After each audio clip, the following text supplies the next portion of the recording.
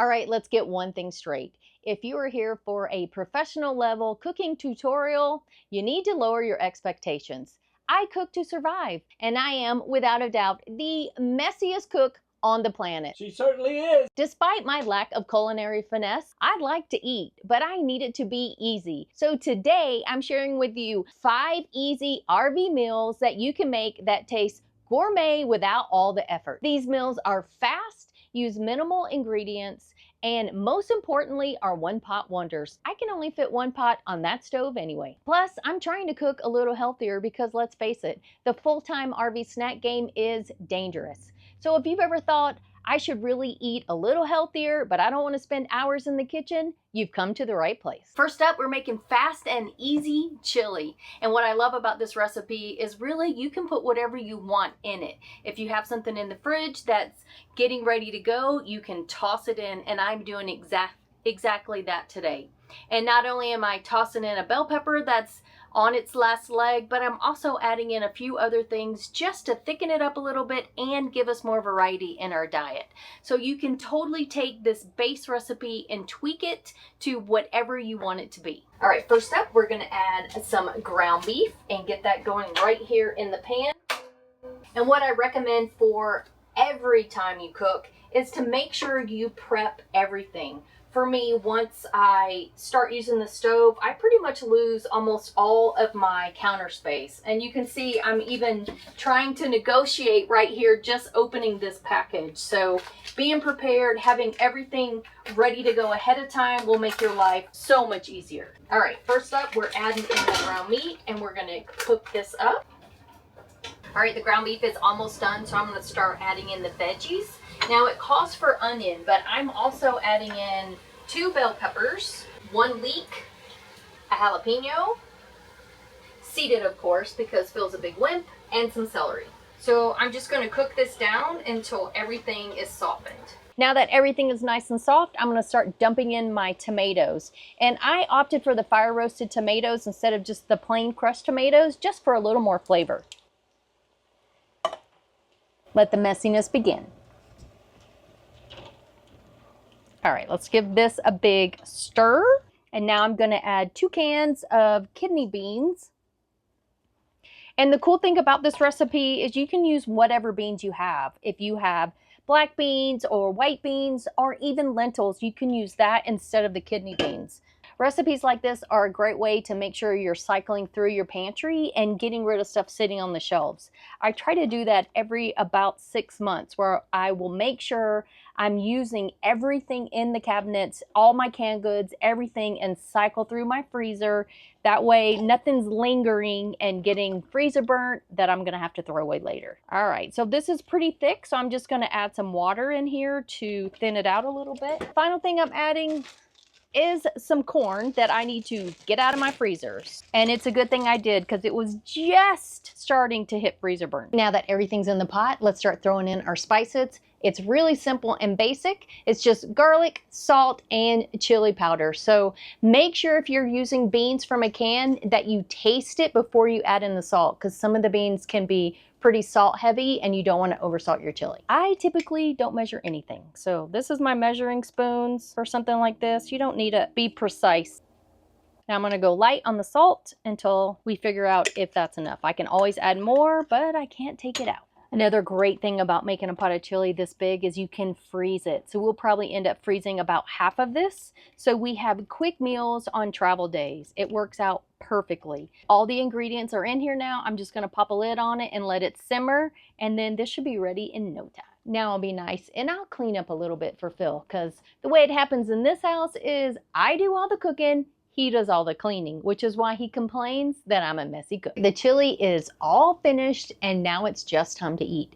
I let it simmer for about, I don't know, 30 minutes, but you could let it simmer a little bit longer and help all those flavors mesh together. But it's a pretty basic recipe, so it's ready to eat. And since Phil is starving, we are gonna go ahead and feed Phil. You'll notice something new on the counter, and this is my very first loaf of whole wheat bread that I made in my bread machine. I made it today. It's the first one. So maybe I'll let you guys see when we taste it if it's any good or not, because, you know, it's definitely going to be a work in progress. But in the meantime, let's scoop out some of this chili. It's like all chilies, you can dress it with whatever you want. Today, I'm going to add sour cream, pickled red onions, and a little bit of cheese. Now I need to bring over my taste tester and let's see what he thinks. Basic, easy chili. Okay, going in, trying to get all the. He's shaking toppings. forever.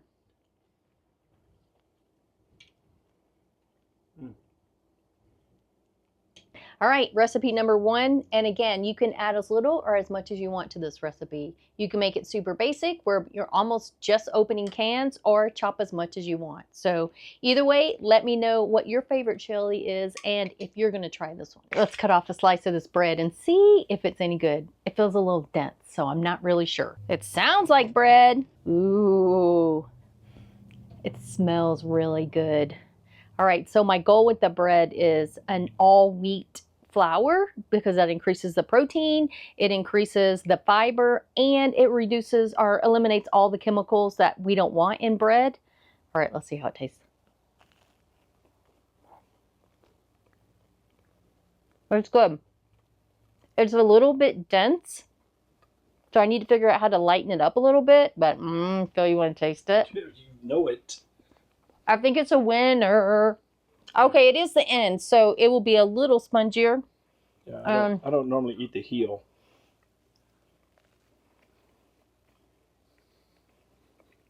Success! This is good. You know what it needs?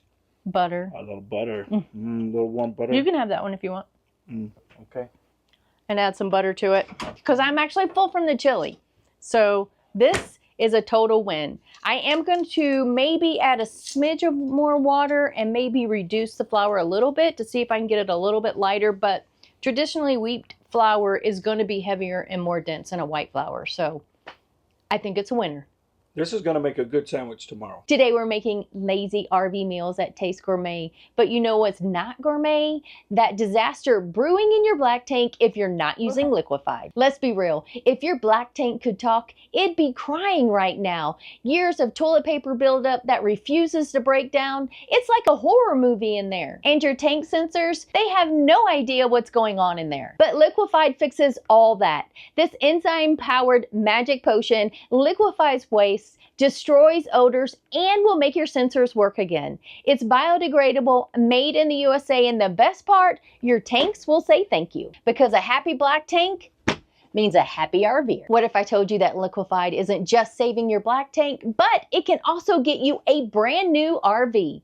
That's right, liquefied is going to give away a 2025 Alliance Delta ML206 to some lucky winner. That's a $43,000 home on wheels. And guess what? Registering is so easy. Liquefied's giveaway runs till May 31st, 2025. So don't wait. Head on over to their website to sign up and to read full details. You could be rolling away with a brand new RV. Until then, keep your tanks happy and your meals lazy. Sometimes you need something fast and easy that you can prepare ahead of time for a travel day. And this 10-minute Mediterranean salad is perfect for that. The salad is easy to make and it has a ton of flavor. So we're going to start out with the base of the salad, which is some chickpeas or garbanzo beans, which is loaded with protein and yummy goodness. So this is going to drop in first. Now we just need to chop up some veggies and toss them in.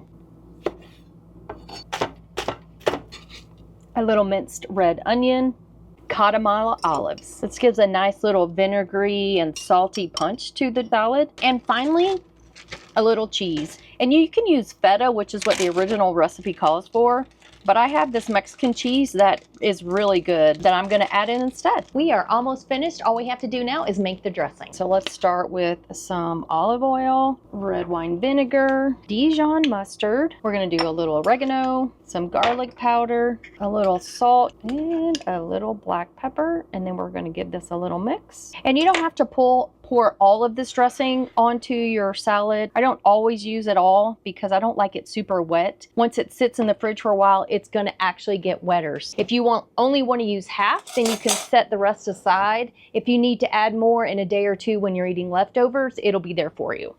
So let's give this a mix and see if it's nice and coated. It is always gonna taste better a day or two after sitting in the fridge. So tomorrow, this will be amazing. All right, let's do a taste test. Check out this bite. Look at all those mix of flavors. This is gonna be delicious. That is so good. And it's so good for you. It's so easy. Now we have lunch tomorrow for our travel day. So again, if you want any of these recipes, I will put links down below. So this one you've got to try. Apparently Phil is really hungry, so let's dive into our next lazy RV dinner. This recipe is a spin on a healthier stir fry. So we are ditching the rice, we're throwing in cauliflower rice instead. And if you haven't noticed, I have a ton of chicken here because, as you guys have already discovered, I don't like cooking, but I like eating. So we are gonna cook once and eat more than once. So we'll use half of this for this recipe, and we'll use the other half for lunches on salads or in wraps or tortillas or whatever. So that way we have something really quick, either in the freezer or in the fridge for later. So we're starting today with a sesame oil instead of some of the oils I usually use, and this is gonna add a little bit more flavor to our meal.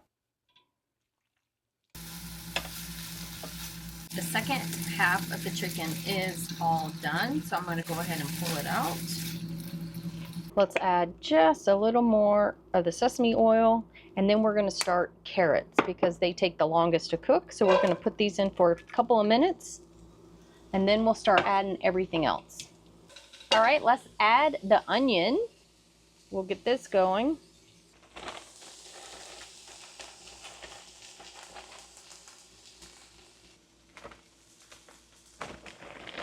I just realized the bag I opened was regular white rice and not cauliflower rice. So today's version is not going to be as healthy as I thought, but I'm not throwing it away. So that's what we're making tonight. And in it goes.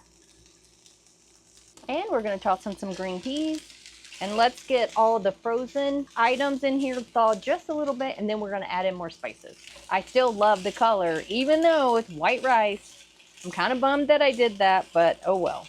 All right, so let's add in a little garlic, and we're gonna throw in a little soy sauce. I have tamari here, which is a similar version to soy sauce, and a little ginger. Now this recipe is supposed to be a little spicy, but if you guys know Phil, he is a big wimp and he does not do spice. So the sriracha that it calls for, I will add to my dish after it's finished. So, you know, Phil can't handle the heat. Let's toss some chicken back in. And if you're wondering how fast it took for this rice to cook, it was pre-cooked frozen rice. So I didn't really have to do much but add it in and let it thaw. The cauliflower, if I had used that, it would have taken a bit longer to cook. I think I'm gonna add just a little more soy sauce. That's pretty much it. Dinner is done. So let's dish it up and let's let Phil taste it. All right, I'm gonna add a little sriracha to mine because I do like the spice. Is it good?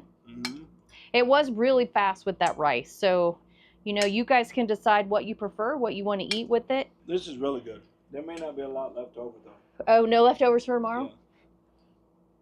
Yeah. This is good. That's good. It's a win. Before we go any further, let's talk about some of my favorite kitchen gadgets that I have evolved to over the 7 years that we've been full-time RV. Picking out your pots and pans or whatever you're going to use in the kitchen in an RV is nothing like what you choose in a house because your space is so limited.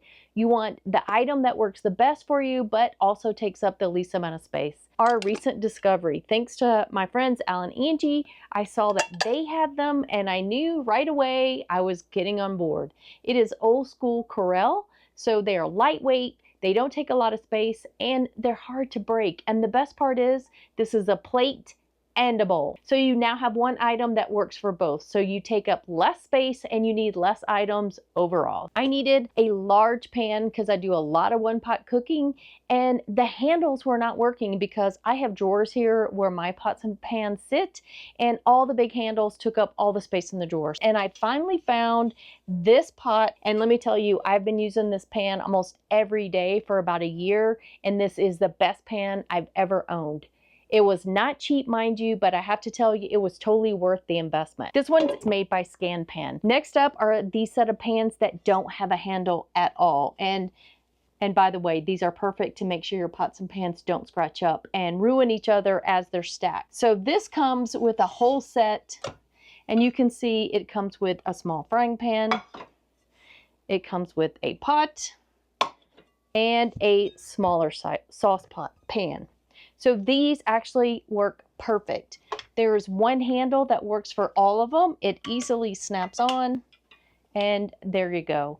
These have been a game changer for me because if you have all of these pots and pans all with their own handles, they take up so much room in the RVs. If you think they might work for you, I'll put links down below, and I would love to know what you found that totally works for you. Next up is Mexican beef and zucchini. And before we get started on this, I just want to point out how the stove looks whenever I'm cooking. As you can tell, I don't take off both covers off the stove. I just take off the front one because I really need that counter space for all the items that I've already prepped. This is the way that I've been cooking over the last few years, and I'm sure some people prefer to cover their sink and have counter space that way, but I like to have the sink availability. I like to be able to put my dishes in there, wash my hands, whatever I need to do. So this is what works best for me. And it's also why I don't have really any counter space when I'm cooking. So again, I have prepped everything ahead of time. So let's go ahead and dive in. This recipe calls for a pound of ground beef, but since I like to cook once and eat twice, I'm gonna go ahead and cook 2 pounds, and I'll put this away for another recipe later. This is one of those recipes that you can add anything to. You can keep it just like the base recipe, or you can add in veggies, subtract veggies. It's really kind of a recipe with a Mexican flair. I'm not gonna spice the ground beef at all. I'm really gonna leave it plain, so that way the half that I'm taking out for a separate meal, I can always season that based on what it's going in. That's my way of food prepping. I don't spend hours food prepping every week. I just do little things along the way that just make it easier over time. The ground beef is finished, so let's take it out of the pan and let it sit and drain for a minute while we start on everything else.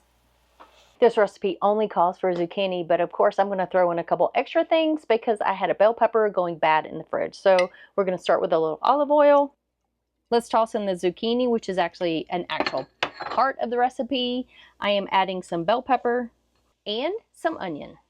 The beauty with these recipes are they're so flexible based on what's in your fridge and really how much effort you want to put into making dinner. If you have some frozen chopped bell peppers, toss those in. If you have a little bit of rice, some black beans, all of that will work perfectly in this recipe. This recipe calls for onion powder and it calls for garlic powder, but instead I'm using minced garlic and actually tossed in onion to give it a little more flavor. And yes, I'm cheating. I'm using it from a tube. That way I don't have to cut it, I don't have to mince it myself, and boom, I'm done. Okay, we've stir fried the veggies a little bit. Now we're gonna add everything else in. One of the things we're adding is some Rotel. So you can get these in different spice strengths. Phil, of course, is a big wimp, so I have mild. And we're going to add in some cumin, smoked paprika.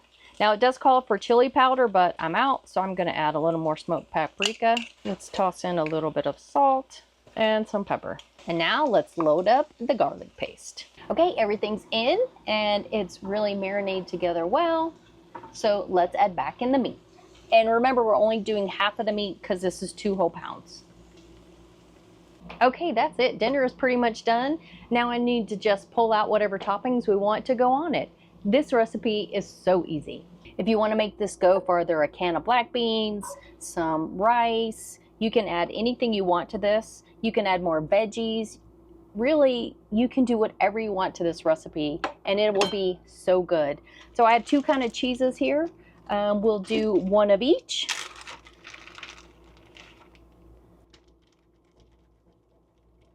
And one of our favorites, we'll add on some pickled red onions. I'm going to add on a little bit of my favorite green salsa. This is the HEB brand. It's really good. It's pretty clean, so let's pile it on. Good as always. It's one of my favorites because it's so flexible. It smells good. It tastes good. The flavors just jump. Yeah, it's delicious. I think those pickled onions really. Oh, I know. They always add the zing. Yeah. So if you guys haven't tried pickled onions on some of your recipes, throw them on just a sprinkle. It just gives it a little bit of crunch and that zing from the pickling. It's really good. All right, guys, don't go anywhere because the next recipe is one that you should use instead of calling Domino's or Uber Eats. It's definitely an alternative to fast food. So this one's quick and easy and delicious. Sometimes life is crazy and you just want dinner fast. And that's when we always consider hitting a drive-thru or ordering some pizza. But this recipe can replace all the fast food because it's faster than going through a drive-thru, and you know exactly what ingredients are going in your dinner. Now, of course, this is not the most nutritious recipe that we're going to go through in this video, but like I said, sometimes you just need something fast. So if you are focusing on getting healthy and focusing on high protein meals, this is not the one for you unless you add some protein to it. So toss in a salad, add some protein, and just have a little bit of pasta, you'll be okay. So we're going to start with chicken broth, and as you can see, I have some here that I made myself in some of these silicone freezer pouches, and it's really easy to do. I just boil a whole chicken and then save the broth. And I just boiled a chicken today, as a matter of fact.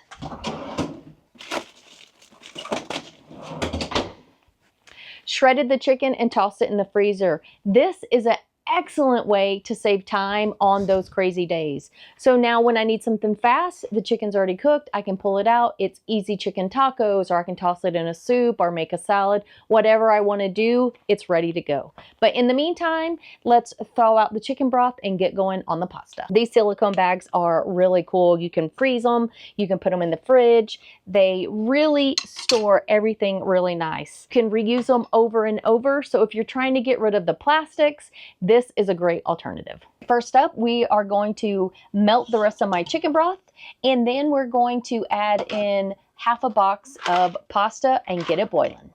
The broth's all thawed out, so we are going to toss everything in. Now it actually calls for fresh garlic, but unfortunately, I'm out. So we are going to put in dried garlic. All right, let's toss in the pasta. The pasta is al dente, so it's almost finished cooking, so we're going to start tossing everything else in. First up is some heavy whipping cream.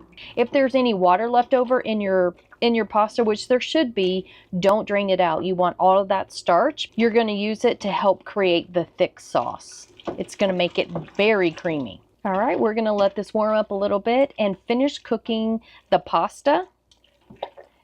And it's going to start thickening up really nicely. All right, it's nice and creamy, so now we're going to add in the last few ingredients. So first up is some spinach, and it doesn't call for tomato, but as you can see, I have some, so I'm tossing a few in.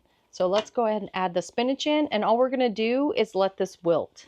The recipe does call for salt and pepper, so I would definitely taste it before you add salt because Parmesan can be very salty, so you might end up with it way saltier than you expect. I am just going to start with some pepper. This looks so good, and it was so simple. This will probably end up being Phil's favorite because, let's face it, he does love some pasta. All right, that's it. It's ready. Let's call Phil and plate it up, and he can give a good sample. Check it out. That is some creamy goodness. If you're in the mood for fast food or you just need some comfort food, this is going to do it for you.